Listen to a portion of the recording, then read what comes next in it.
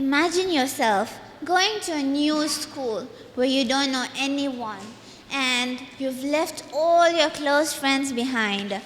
Now, you are in that room with those extremely unfamiliar faces. What are you going to do? What is your sole mission over there? If it would be me, then I would most likely try to gain their trust so that I would get along with them and they would embrace me, my life would get easier that way. Now this thing is that this trust is a very hard thing. It's a phrase when you completely believe a person with your whole heart and mind and you believe that he would not do anything wrong. But then, this trust takes a lot of time to build and minutes to shatter.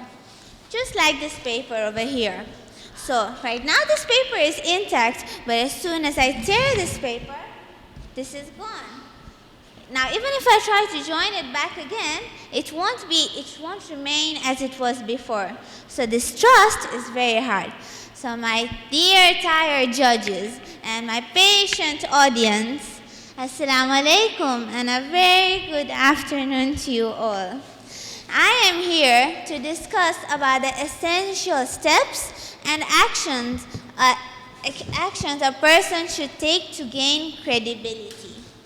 Okay, so first, I would like to start with showing your competence. You should at least know how to do the basic tasks. Now let's say I claim to be a really good baker and I go to a place claiming to make Shirin Bai's double chocolate cake, and when they tell me that go and break the egg, they tell me to go and break the egg, and I try, but I can't do it. Then finally, when I manage to do it, they tell me that separate the egg yolk and the egg white, and I say, no, I can't do this. My hand's going to smell. Is that what a leader is? I don't even know how to bake an egg, and how am I claiming myself to be a really good baker? Next, communicate your vision. So everyone has their own purpose. Now some people, let's say there are many organizations right now starting for Palestine. So all of them want to gain money, they want to fundraise, and they want to donate money. So everyone has their own vision. So you need to go and discuss with your team members, just like how Nelson Mandela used to do. He used to have meetings with his members and he used to discuss any vision that he had without discriminating anyone. Thirdly, building relationships. So building relationships can mean that, me and my team member are working together, and when it's my birthday, she comes and wishes me happy birthday. She gives me a really nice gift, and to be honest, when I see that gift, I feel like, oh my God, she's such a cute friend. She gave me such a nice gift, and I'll always remember her for that. This is what Steve Jobs used to do. He always gets to know each other, and that is the main reason for his success. Demonstrate integrity. Integrity is basically doing the right thing when there's nobody around you. So there's nobody around and you still do the right thing. Just take an example of Hazrat Abbas. Hazrat Abbas on the night of Ashura, he was given that offer that you can come with me, I'll give you a house and everything by Umar Asad. While knowing that Imam Hussein was not there, he still didn't agree because he had that integrity. Next, seek improvement. I can give an example of myself over here. So with me, it's basically like last year, I came to the semi-finalist. This year, I came to the finalist. So basically, there should be some kind of improvement every year, and that is what a leader should have. They should seek to improve every time.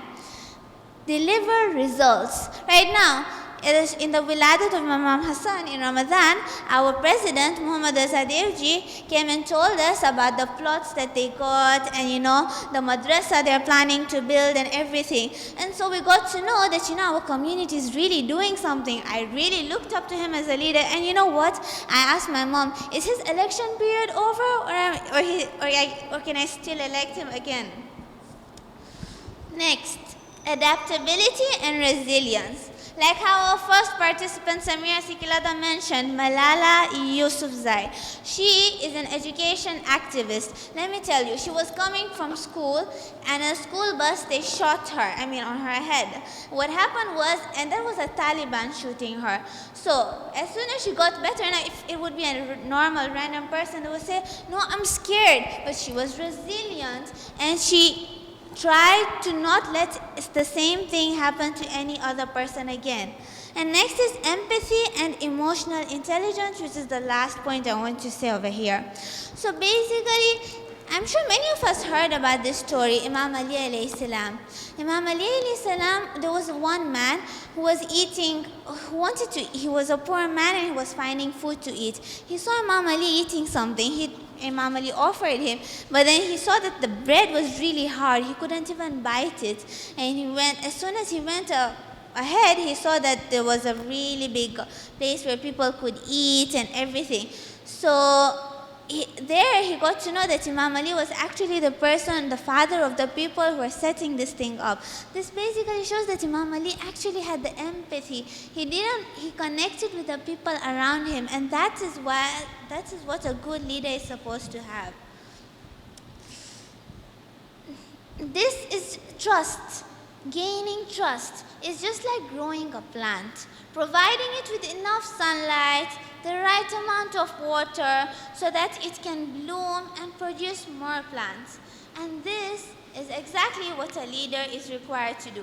That is why a leader is the one who knows the way, who goes the way, and shows the way. Thank you.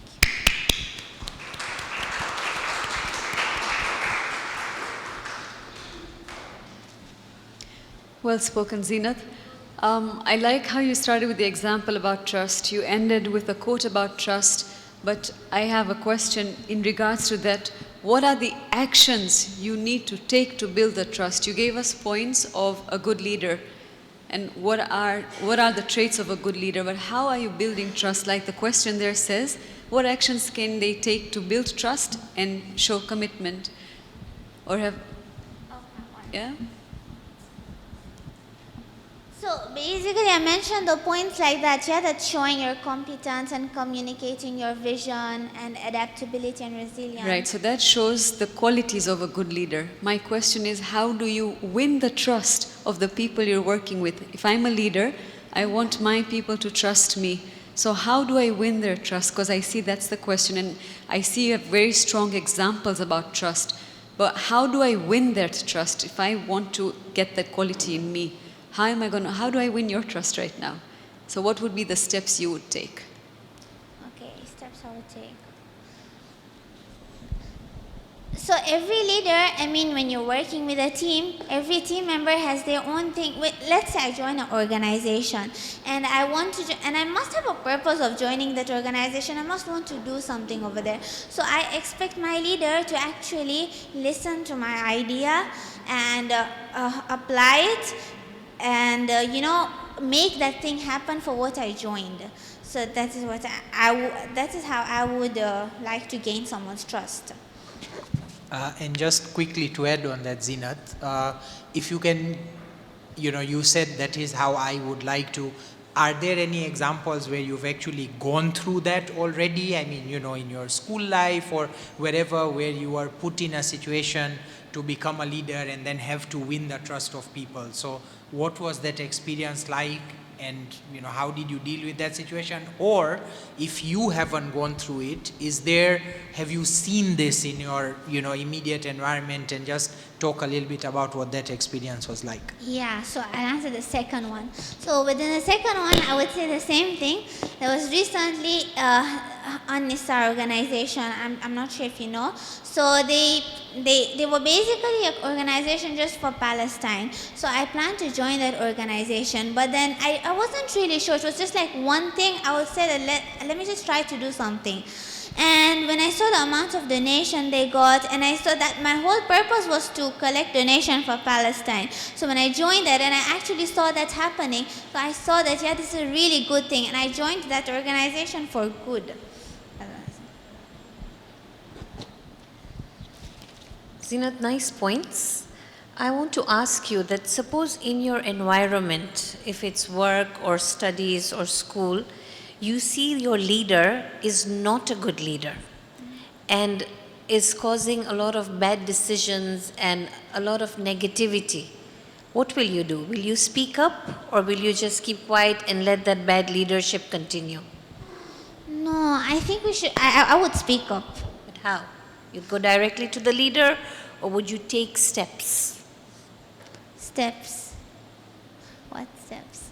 So, first, sometimes it's just me who's thinking and not others. So, first I would ask my members around me. I would confirm with them if that is really the case or it's only just me feeling that thing. And then we would try to explain him because he's been a leader for long. You can't just tell him that go from your position. We can't have you doing this. So we have to try to talk to him first. But then if he still doesn't listen, it's like, something like a revolution. That's how we do. I like your thinking. Thank you so much.